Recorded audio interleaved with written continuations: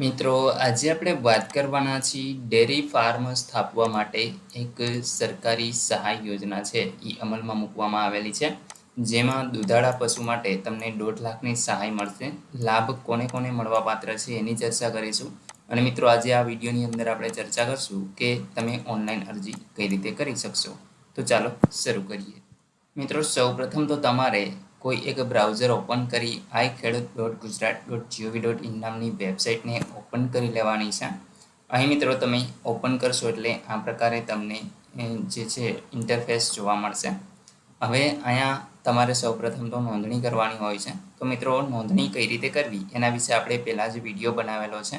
ડિસ્ક્રિપ્શનમાં હું તમને એની લિંક આપી દઉં છું, તો ત્યાંથી તમે જોઈ અને રજિસ્ટ્રેશન કરી લેજો.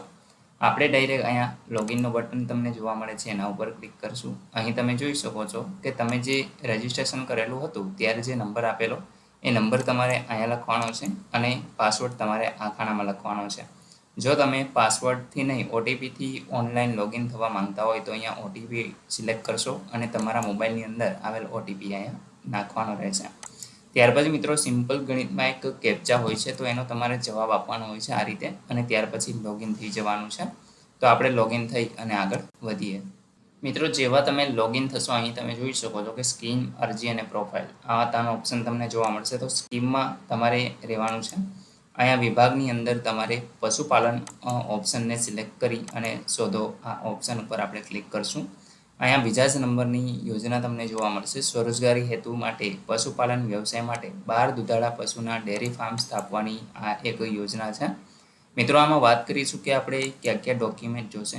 તો એક તો જ્યારે અરજી તમારે કરવાની હોય એની સાથે જમીન માટેનો એક આધાર, બેંક લોન મંજૂરી આદેશ, જાતિનો દાખલો જો તમે અનુસૂચિત જાતિ કે અનુસૂચિત જનજાતિમાં આવતા હોય તો એ જોશે, આધાર કાર્ડ, બચત ખાતા બેંક પાસબુક અથવા તો cancel check, barcoded ration card, ત્યાર પછી પશુ ખરીદીની વિગત એટલે કે બેંક દ્વારા પશુ ખરીદવા માટે આપવામાં આવેલ જે લોનની વિગત છે એ તમારે આપવાની છે, પશુ તંદુરસ્તી પ્રમાણપત્ર, ત્યાર પછી કેટલ શેડ બાંધકામ અંગેના બિલો, ચાફ કટર, મિલ્કી મશીન અને ફોગર ખરીદવાનો બિલો, ત્યાર પછી પશુ વીમા પોલિસીની નકલ છે એ તમારે આપવાની છે, અને લાભાર્થીના લોન એકાઉન્ટની વિગત. તો મિત્રો, આટલી જે 12 વસ્તુ છે એમાંથી તમને જે લાગુ પડતી હોય એ તમારે અવશ્ય ડોક્યુમેન્ટ માટે આપવાની રહેશે.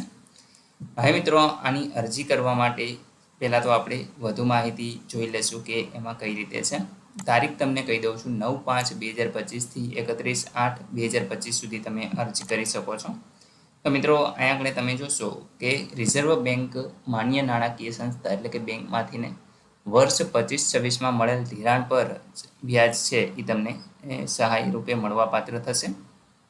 આ યોજનાનો લાભ મેળવવા પશુપાલકે સ્વસહાય જૂથે રિઝર્વ બેંક માન્ય નાણાકીય સંસ્થા બેંકમાંથીને ધિરાણ અંગેની મંજૂરી મેળવ્યા બાદ iKheડૂત પોર્ટલ પર અરજી કરવાની હોય છે. અહીં મિત્રો, 12 દુધાળા પશુઓની ખરીદી માટે મેળવેલ બેંક ધિરાણ પર તમને 5 વર્ષ સુધી સામાન્ય કેટેગરીના લાભાર્થીઓને 7.5% વ્યાજ સહાય છે એ મળશે. મહિલા, અનુસૂચિત જાતિ અને અનુસૂચિત જનજાતિના લાભાર્થીઓને 8.5% વ્યાજ સહાય મળશે. ગીર અથવા તો કાંકરેજ માટે મહત્તમ તમને 12% વ્યાજ સહાય મળશે. ત્યાર પછી કેટલ શેડના બાંધકામ માટે 50% એટલે કે મહત્તમ તમને 1.5 લાખની સહાય. ગીર કાંકરેજ માટે 75% એટલે કે 2.25 લાખની સહાય છે એ તમને મળવાપાત્ર છે. પશુઓના સળંગ 3 વર્ષના વીમાના પ્રીમિયમ માટે તમને 75% અથવા તો 43,200ની સહાય, અને ગીર કાંકરેજ પર 90% અથવા તો 51,840. આમાંથી જે પણ જે 51,840 છે એ મહત્તમ તમને મળવાપાત્ર છે. ત્યાર પછી મિત્રો, વૈકલ્પિક અથવા તો મરજિયાત ઘટક 4માં જેમાં ઇલેક્ટ્રિક ચાપ્ટર, ફોગર સિસ્ટમ અને મિલ્કી મશીન પર યુનિટ કોસ્ટના 75% લેખે તમને 18,000, 9,000 અને 33,750ની સહાય મળવાપાત્ર છે. તો અહીં મિત્રો, અલગ અલગ યુનિટ કોસ્ટ માટે તમે જોઈ શકો છો કે અલગ અલગ સહાયો છે એ તમને મળવાપાત્ર છે. મિત્રો, અરજી કરવા માટે તમારે અહીંથી બેક આવી જવાનું છે. જેવો તમે બેક આવશો, અહીંયા અરજી કરો આ ઓપ્શન છે એ તમને જોવા મળે છે, એના ઉપર આપણે ક્લિક કરશું. અહીંયા તમને સૂચનાઓ જોવા મળે છે જે તમે વાંચી શકો છો.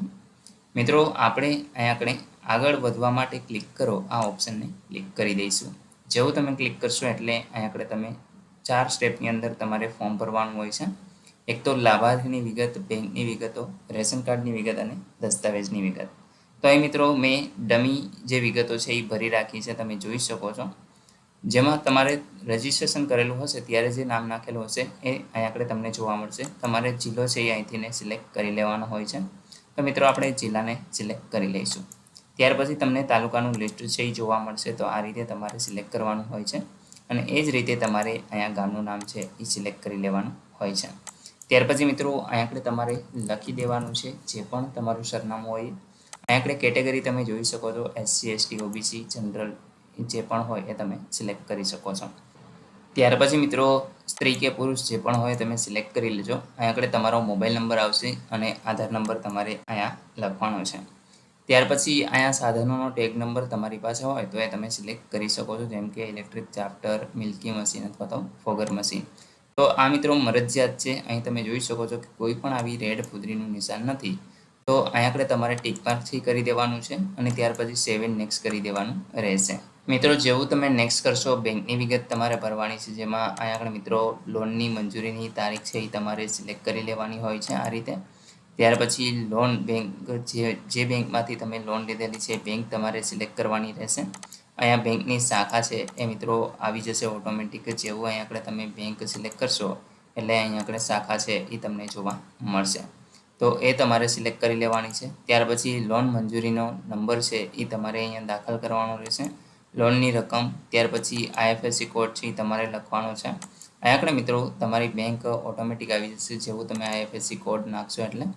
ત્યાર પછી બ્રાન્ચ અહીંયા આવી જશે અને જિલ્લો છે એ તમારે સિલેક્ટ કરવાનો હોય છે. અહીંયા તમારે તમારો ખાતા નંબર છે એ લખવાનો છે અને અહીંયા આગળ એ જ ખાતા નંબર ફરી તમારે કન્ફર્મ કરી દેવાનો રહેશે. ત્યાર પછી સેવ એન્ડ નેક્સ્ટ કરી દેવાનું રહેશે. ત્યાર પછી મિત્રો રેશન કાર્ડની વિગત આપવાની છે, જેમાં તમારા રેશન કાર્ડનો નંબર નાખવાનો છે અને અહીંયા આપણે રેશન કાર્ડ ધારકનું નામ આવશે. ત્યાર પછી મિત્રો અહીં દસ્તાવેજની વિગત, જેમાં તમે જોઈ શકો છો એક તો રેશન કાર્ડનો અહીંયા આગળ દસ્તાવેજ ID આવી જશે. ત્યાર પછી તલાટી કામ મંત્રીનો દાખલો, બેંક પાસબુક. તો આ રીતે તમારે છે એ અહીંયા આગળ એડ કરી દેવાના રહેશે. તમે જોઈ શકો છો અહીંયા એડનો ઓપ્શન તમને જોવા મળે છે. પશુપાલન આધાર કાર્ડ, ત્યાર પછી બેંક ખાતાની પાસબુક, જાતિનો દાખલો, અહીંયા આગળ બેંક લોન આદેશ, જમીન માટેનો આધાર અને રેશન કાર્ડ. તો આ રીતે એક પછી એક તમારે સિલેક્ટ કરી અહીંયા આપણે દસ્તાવેજ છે અપલોડ કરી દેવાનો છે. અને જો કોઈ સૂચના તમારે આપવી હોય અથવા તો કાંઈ પણ વર્ણન એટલે કે લખવાનું હોય તો એ તમે લખી શકો છો અને અહીંયાથી સેવ કરી દેવાનું રહેશે. તો આપણે મિત્રો બધા જ ડોક્યુમેન્ટ છે એ અપલોડ કરી અને આગળ વધીશું. મિત્રો બધા ડોક્યુમેન્ટ અપલોડ થઈ જાય એટલે અહીં આગળ તમે જોઈ શકો છો, તમે અરજીને સેવ પણ કરી શકો છો અને અહીંથી ફાઇનલ સબમિટ કરી દેવાની રહેશે. મિત્રો ફાઇનલ સબમિટ કરશો એટલે તમે તમારી અરજી છે એ સફળતાપૂર્વક સબમિટ થઈ જશે. તમે એની પ્રિન્ટ મેળવી શકો છો.